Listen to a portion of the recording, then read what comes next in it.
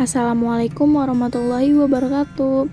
Halo, perkenalkan nama saya Fiska Tarisa Putri, NIM 228220036 dari kelas B jurusan Pendidikan Kimia 2020. Di sini saya akan menjelaskan tentang perkembangan psikoanalisis terhadap perkembangan manusia.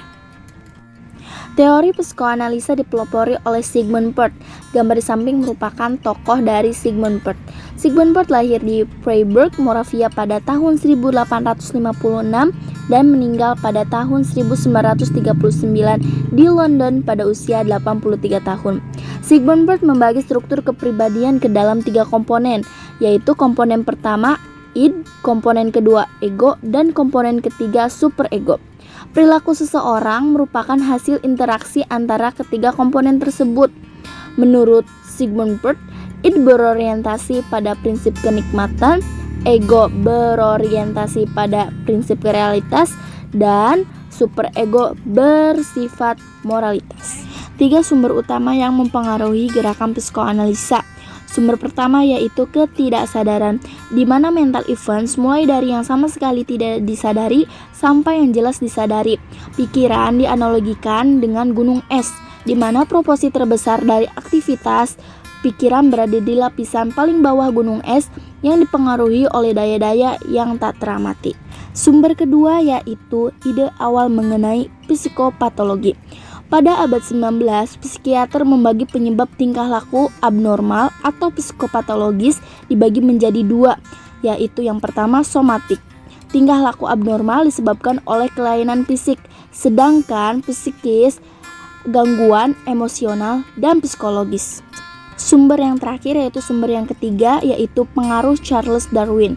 Salah satu statement dari Charles Darwin yang mempengaruhi psikoanalisa yaitu manusia didorong oleh 2 macam daya, yaitu cinta dan lapar. Kedua daya tersebut merupakan fundamen atau dasar dari semua tingkah laku.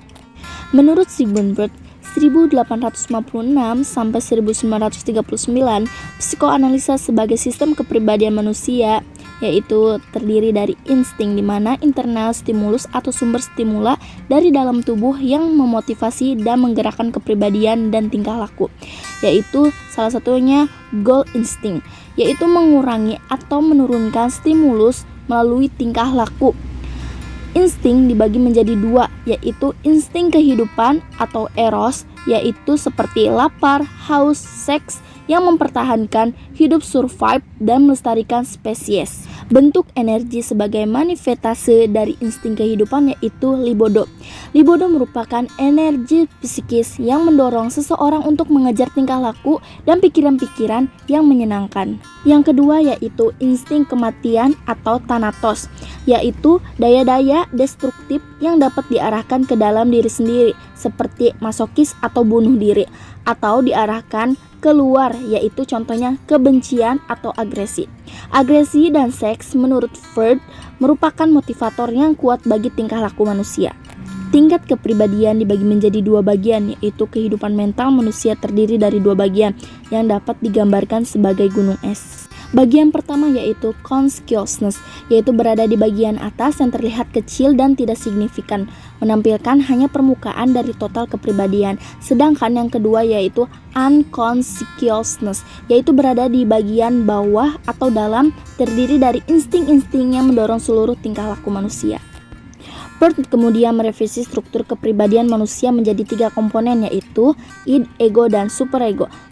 Terdapat pada gambar bahwa id terdiri dari insting-insting, baik insting untuk hidup maupun insting untuk mati, di mana id bekerja untuk memenuhi dorongan insting yang bertujuan memuaskan kebutuhan fisik.